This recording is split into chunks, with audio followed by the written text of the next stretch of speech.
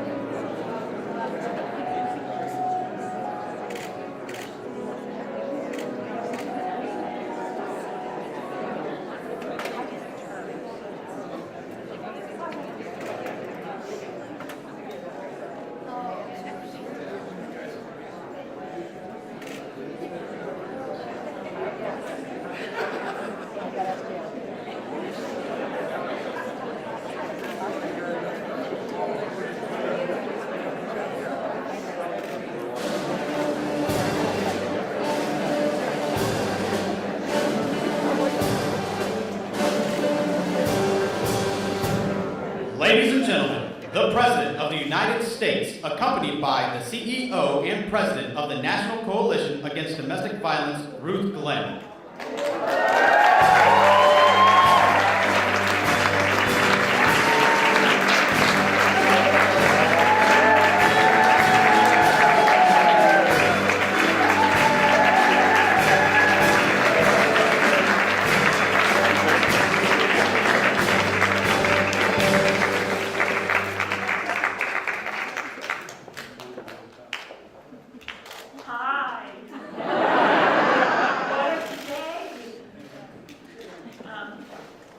Good afternoon. What a time this is, right? We've waited, and we are thrilled to be here in this moment.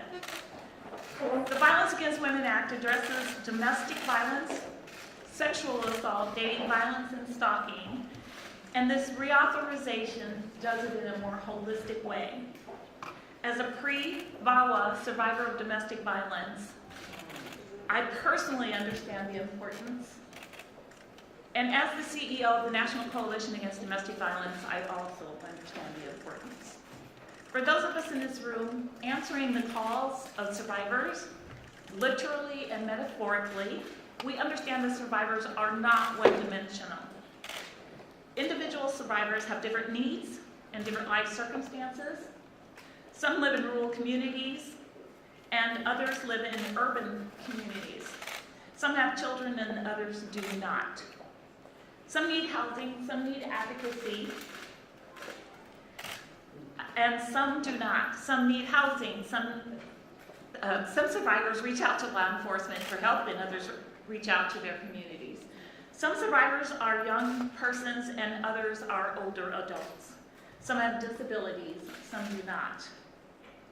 We believe that VAWA allows us to meet all survivors where they are with responses and services specific to their needs. For those of us in this room, such as myself, who have survived some form of violence, we know too well what can happen when our specific needs aren't met.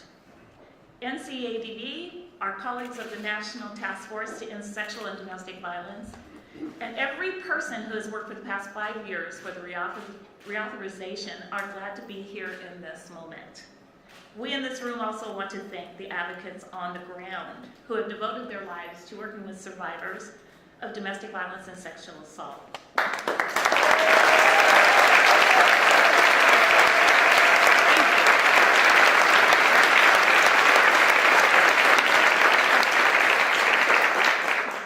Advocates are the backbone of the nation's response to gender-based violence.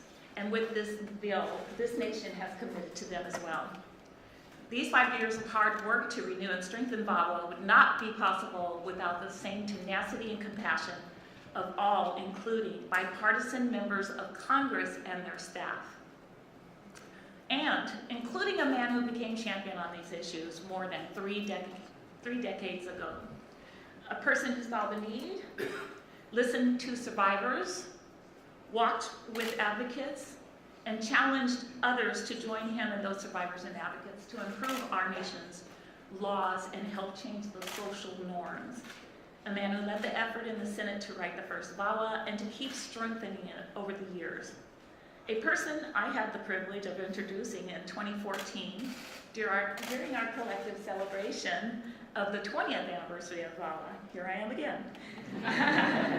He has set the standard for ensuring that the voices of survivors and advocates are heard and that we continue expanding opportunities for safety, prevention, healing, and justice. I am honored and pleased to introduce the person who took up that charge and is now our nation's leader, President Joe Biden.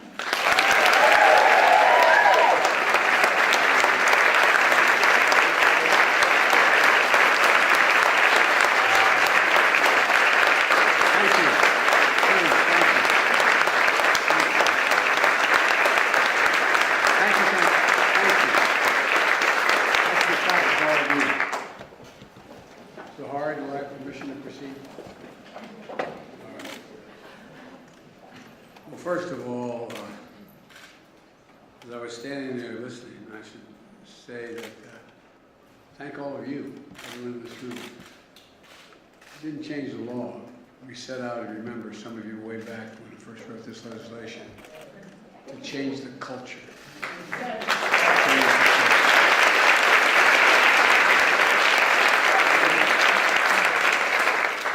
It's great to be with you all. Ruth, it's been an honor to stand with you through these years. And she was a serious victim of violence, left for dead, basically, before this law was written. And you make me think of the women who were willing to come and testify before the whole world when I first started those hearings. It wasn't viewed, even among the advocacy groups, as necessarily a particularly positive thing to do. It was because, anyway, you know. Thank you for your courage, for being a hero, sharing your powerful voice, and standing up for thousands of women, and that could be said about most of you in this room. I want to thank the members of the Senate, the House, members of my cabinet, for all you've done. The idea that this took 5 years to reauthorize, I was out of office those years. It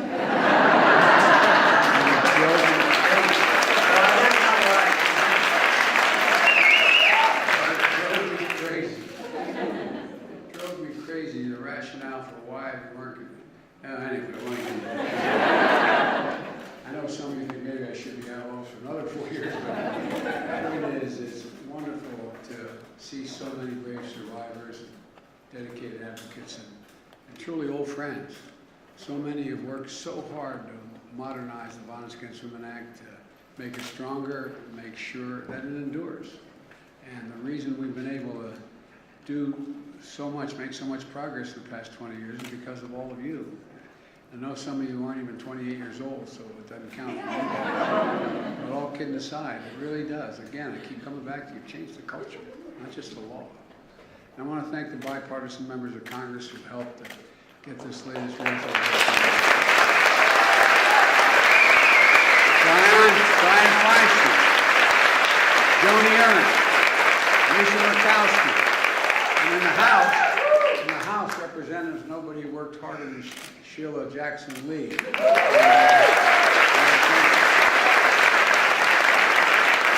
I learned a long time ago, when Sheila wants something, just say yes, it saves time.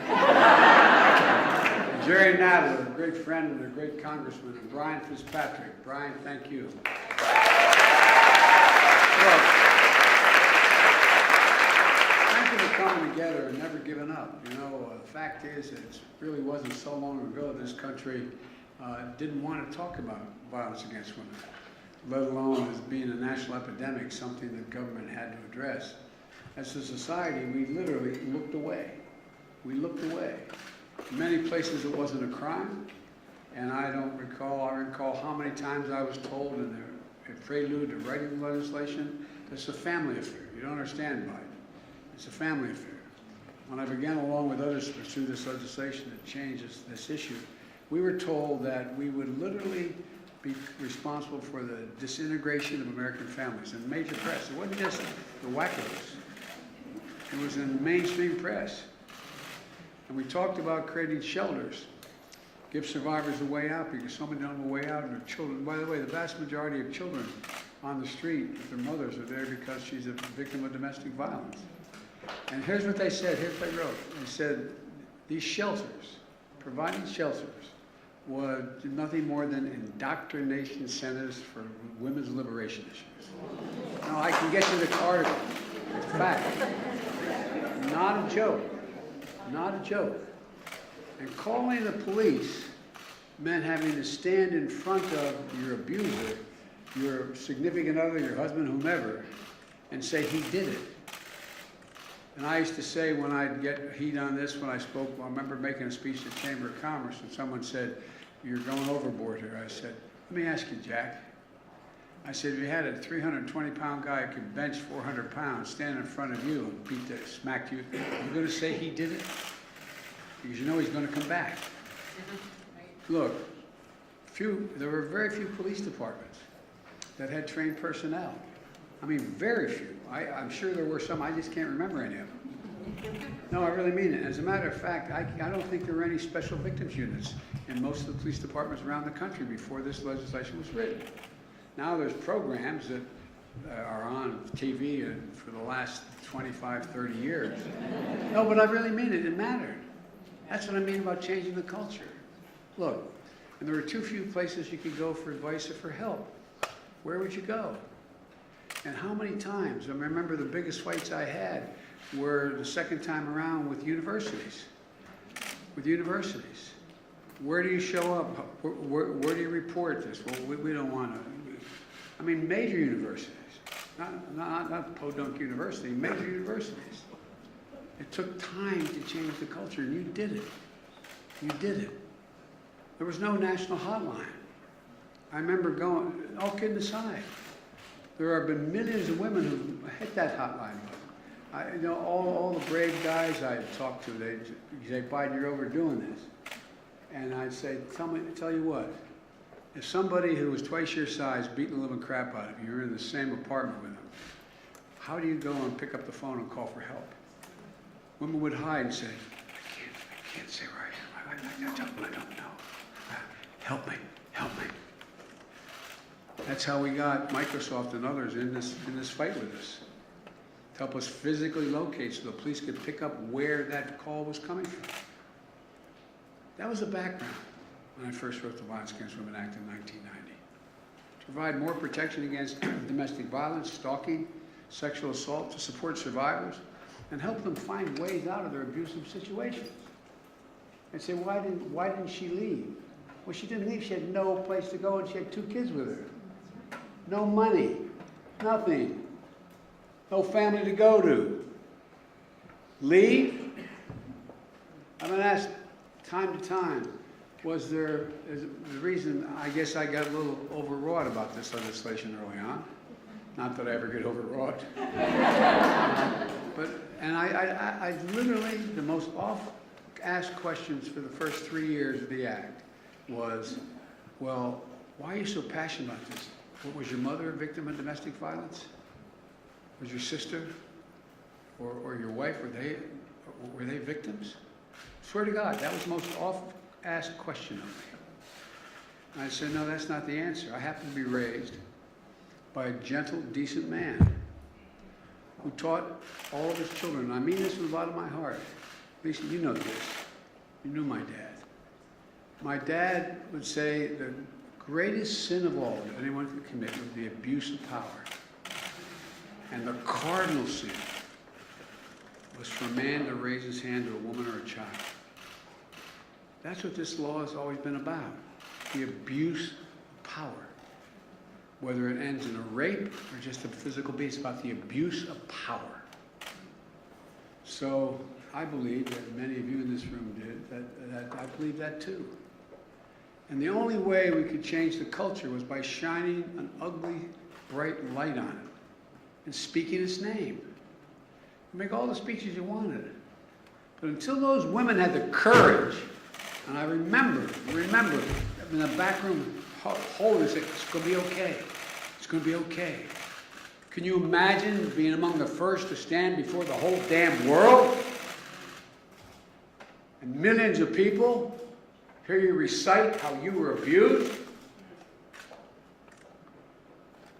took enormous courage. At the time, Majority Leader may remember, we both got criticized for wanting to make it public. We don't want to do that. We don't want to do that. That's why we held public hearings for this law. When there were senators and others who said it was too salacious for this to be public, for people to see. You know, but I believed, and a lot of us did, that we had to let America know what was going on. Take the blinders off. Make them look at it square in the eye.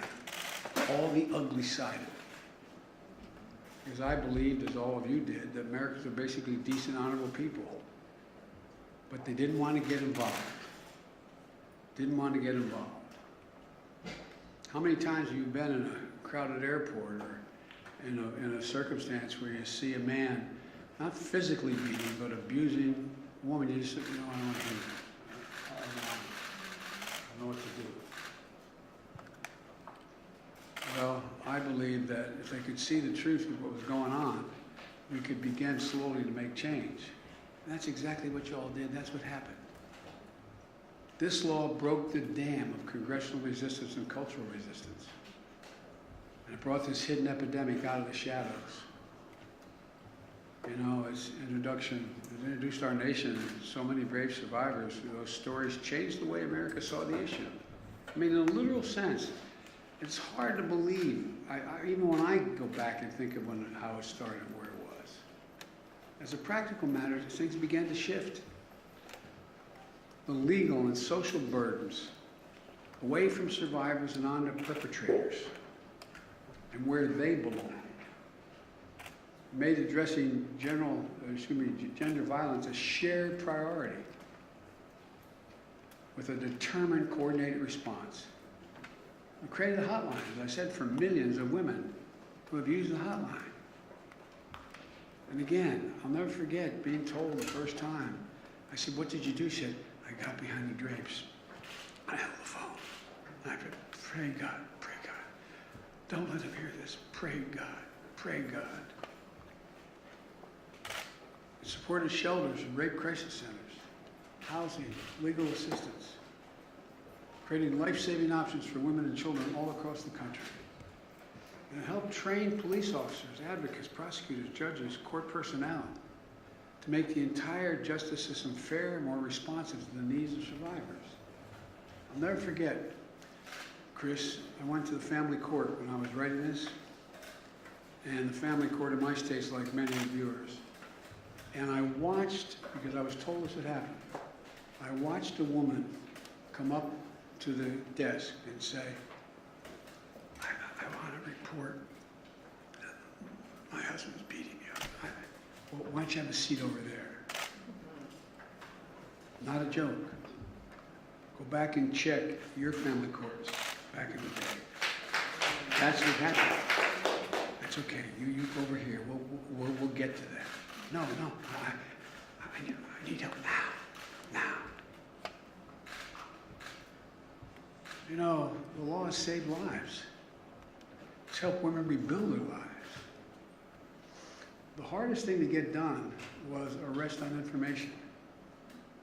Because what used to happen is, a cop may be in the street and see a husband or a boyfriend or a man, anyone, smack his wife. They come over and say, do you want to bring charges? What else are you going to say? Yeah, I want to bring, we got the law changed to say the cop can arrest on information. He saw it happen. He saw it happen. And all these these tough guys. Even in 1994, we knew there was much more we had to do. You know, that was only the beginning. That's why, because of all of you in this room, every time we reauthorize this law, it's been improved. It's not like we didn't know we wanted to do these other things in the beginning. As we did as much as we could and keep trying to add to it. You remember, you sat at my desk a lot of times.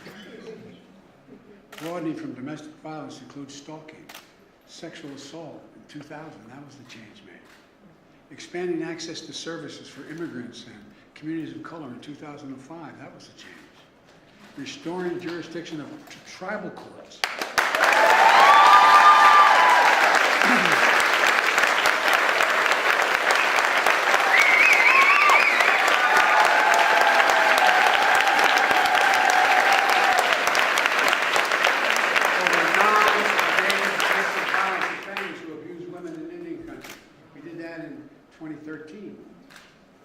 Extending protections to everyone, regardless of sexual orientation and gender identity in 2013. You all should, the country owes you. All of you, I really mean it. Thank you. The law kept growing stronger. It's not like we didn't know in 2005 we should be dealing with the things we dealt in 2013. It was getting it done. Each link in the chain that we're building made a difference, makes a difference. Yesterday, I signed the bipartisan government funding bill. Thank you very much for that. And consequently, for the next link in the chain. Not only did we reauthorize the Violence Against Women Act through 2027, I have a wonder why the hell we can't reauthorize it. It's like the Voting Rights Act. I thought we had won when I got Strom Thurmond to vote for it and extend it for 25 years, and then the court came along. But anyway, that's another issue. You know, just think about this. If this affected manhood, men, I don't think we'd have a problem, you know, doing it for even longer, making it permanent. But anyway, that's a different thing. Look, we deliver more help to survivors in rural areas. We understand in underserved communities for a simple reason. There's no place to go. You know, whether it's Arizona or whether it's Michigan, wherever it is. You're in a rural area, you call, you get help, and you do get help, and then they leave, and the next nearest town is 20 miles. How long does it take for the cop to get there? Tribal courts will now be able to exercise jurisdiction over non-native perpetrators of sexual assault, child abuse, sex trafficking, and so much more.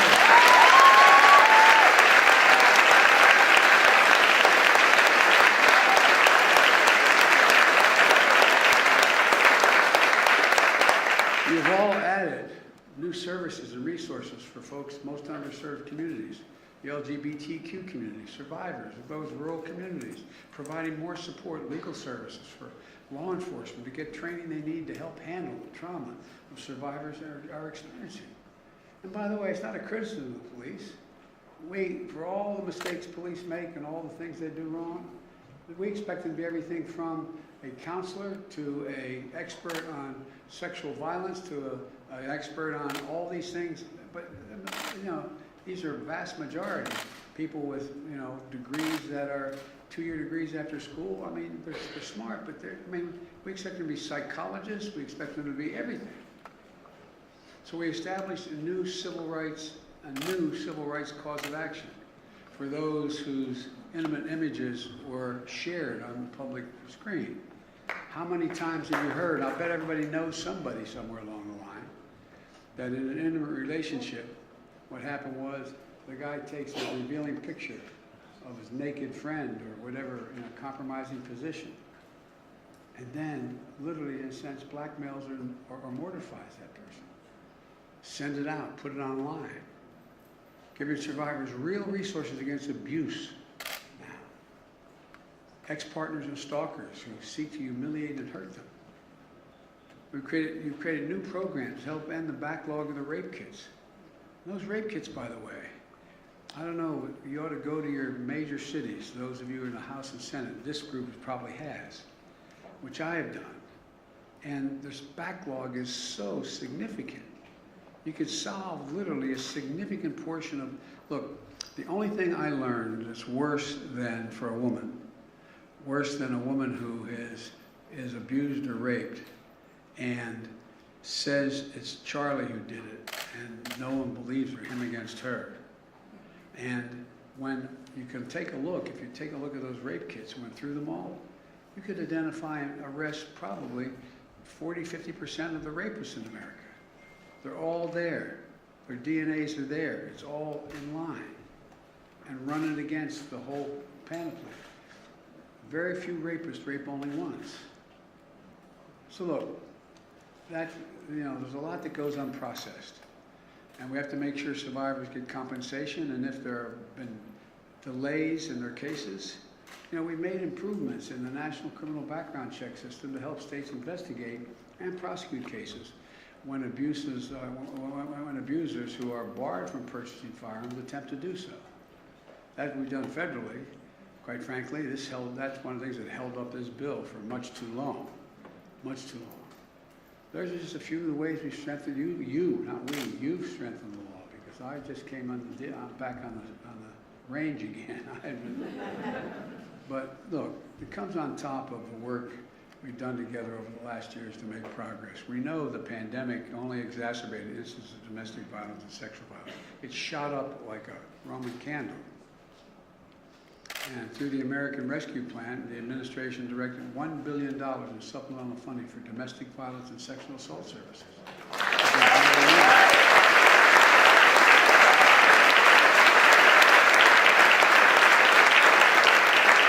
We work with local public housing authorities to make sure that survivors trapped in a bad situation could find safe new housing options in public housing. Because they don't have much to go. We also made landmark reforms in military justice system to help end the epidemic of sexual violence and harassment in law enforcement. Fundamentally changes how the military investigates, prosecutes sexual assault, domestic violence, and other related crimes. Thank you, Kristen Gillibrand. Thank you, Jackie Spicer. Jackie, stand up. You did an incredible job.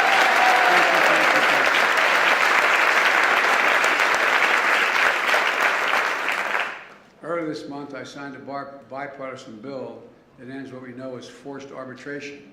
That's wonderful, isn't it? A small print, I signed the contract, and the small print says you can't do anything if your boss, male or female, if you end up getting abused, if you end up doing something, you know, you can't, you have to do it internally. No more. No more.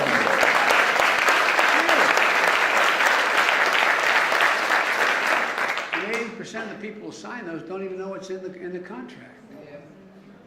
The mechanism prevented too many survivors of abuse and harassment in the workplace from having a choice to get their day in court.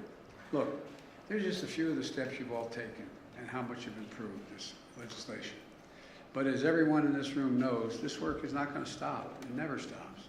Today, 1 year since a gunman killed 8 people in Atlanta, 6 of whom were women of Asian descent. These horrific murders are a reminder that we still have work to do to put an end to misogyny and racism and all forms of hate we have. We're never going to get it all done. We can't ever stop trying. As long as there are women in this country and around the world who live in fear of violence, there's more we have to do to fulfill this sacred commitment. No one, regardless of gender or sexual orientation, should experience abuse, period. And if they do, they should have the service and support they need to get through it. And we're not going to rest. But in the meantime, all of you should be enormously proud of what you've accomplished. This reauthorization is testament to the power of your voices and your tireless dedication to changing things for the better. And one last thing. Some of you in here helped me work on the International Violence Against Women Act. I'm coming back.